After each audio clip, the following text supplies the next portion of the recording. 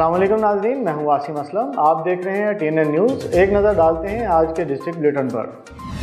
खबर शामिल करते हैं साहिवाल से।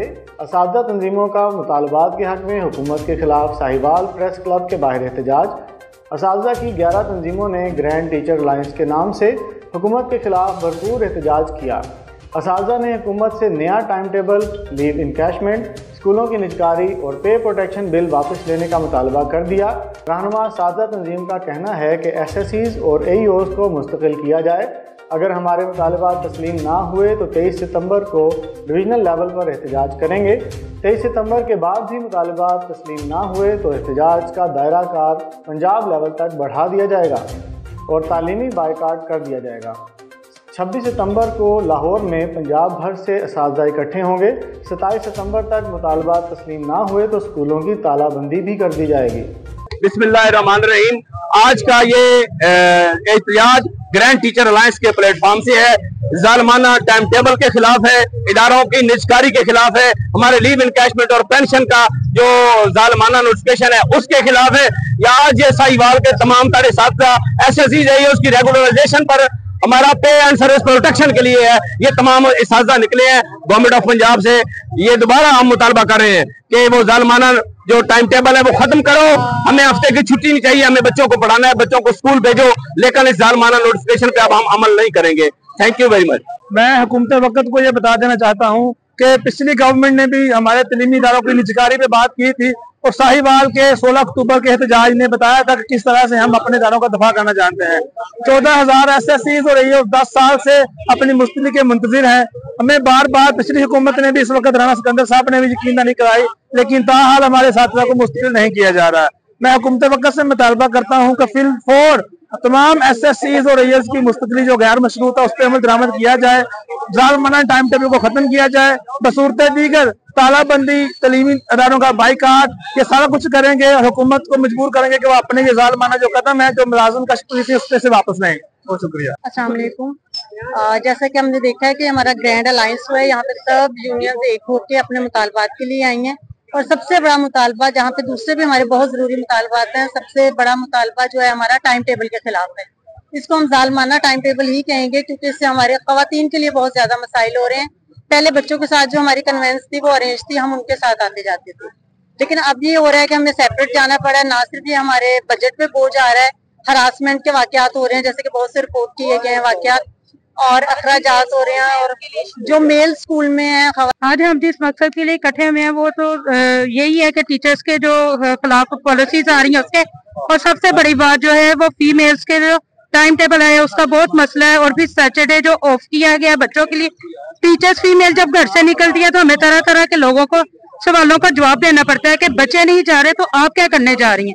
हम मेल स्कूल में जो टीचर्स हैं उनको तो और ज्यादा सवालात का जो है वो सामना करना पड़ रहा है, जो हमारे लिए बहुत जो है तकलीफ से अमल है। लिहाजा इस छुट्टी को खत्म किया जाए या बच्चों को साथ वो जो है आने की इजाजत दी जाए। और अस्सलाम वालेकुम। आज के हमारे एहतजाज का मकसद ये है कि हम सब जो हैं टीचर्स, फीमेल टीचर्स यहाँ इकट्ठी हुई हैं सिर्फ इसलिए कि हमारे जो जालमाना टाइम टेबल जो कि लागू किया गया हमारे स्कूलों के ऊपर, वो बहुत ही ज्यादा गलत है। वो इस तरह से कि देखे ना, हमारे कन्वेंस बच्चों के साथ थी, उसमें बहुत ज्यादा प्रॉब्लम है, बजट का बहुत ज्यादा इशू है। इसके साथ साथ जो फीमेल टीचर, स्पेशली अगर कोई सिंगल फीमेल टीचर किसी मेल स्कूल में है तो उनके लिए बहुत ज्यादा प्रॉब्लम हुई है, हरासमेंट के केसेस आए हैं, फिर गाँव वाले तरह तरह की बातें करते हैं। तो इसके लिए मेरी सबसे रिक्वेस्ट है कि इस चीज पे जो है नजरसानी की जाए और इसको काइंडली जो जल्द से जल्द इस मसले को हल किया जाए। शुक्रिया। साहिवाल में पंजाब फूड अथॉरिटी बच्चों की पसंदीदा खुराक में मिलावट करने वालों के खिलाफ सरगर्म है। तफसीलात के मुताबिक अड्डा नूर शाह में आइसक्रीम प्रोडक्शन यूनिट की इंस्पेक्शन की गई। कुल्फियों की तैयारी में मसनूई मिठास की मिलावट की जा रही थी। आइस लॉलीज की पैकिंग के लिए मारूफ ब्रांड्स का मटीरियल इस्तेमाल किया जा रहा था। गैर मायारी खुराक तलब करके फूड पॉइंट की इस्लाह तक प्रोडक्शन बंद कर दी गई। इस मौका पर DG Punjab food authority Asim Javed का कहना था कि बच्चों की खुराक में मिलावट और जालसाजी संगीन जुर्म है।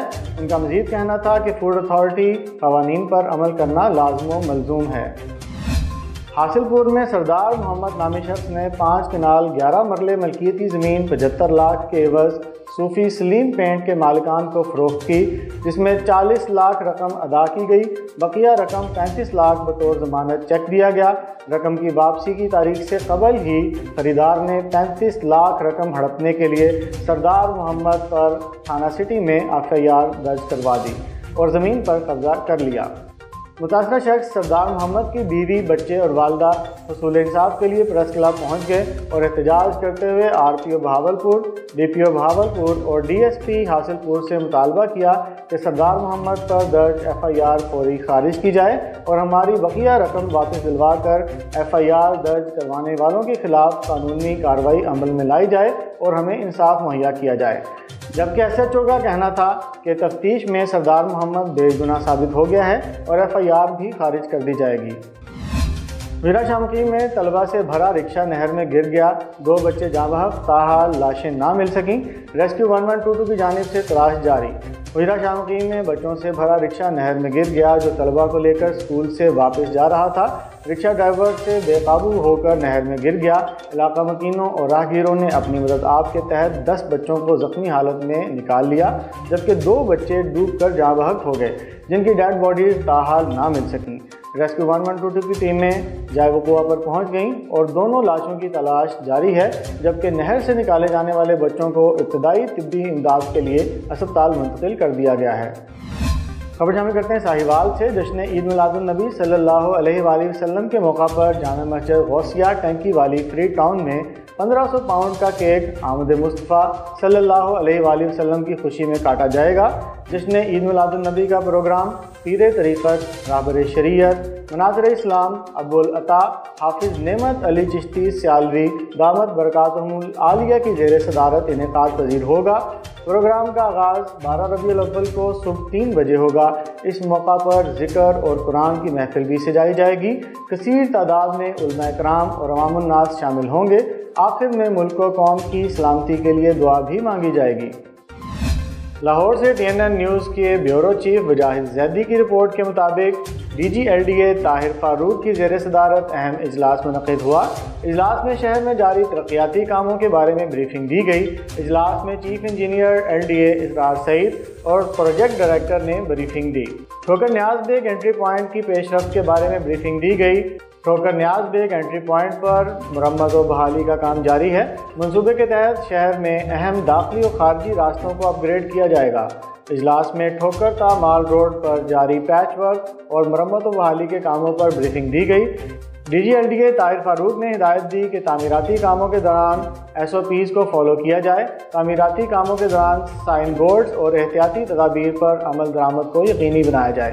इजलास में बरकत चौक ता अलकरीम चौक टाउनशिप में जारी कामों पर भी ब्रीफिंग दी गई। बरकत चौक ता अलकरीम चौक सीवरेज लाइन बिछाने पर काम तेज़ी से जारी है। अब तक के लिए इतना ही। देखते रहिए TNN न्यूज़।